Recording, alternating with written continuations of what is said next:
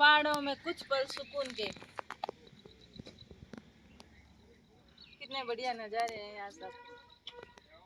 बस यही बैठे रहो, मन कर रहा है घर घर ही नहीं जाऊँ। सही किया, मारो तो मन करे अटी बैठी रहूं, बस ठंडी ठंडी हवा हाले एकदम।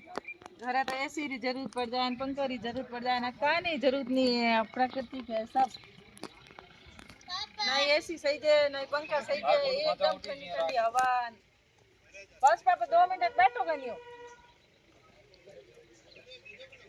कहूँ क्या करे सुकून रपल पाछे बुढ़ा वे जाओ फोटो खींचियो आज वीडियो बनावे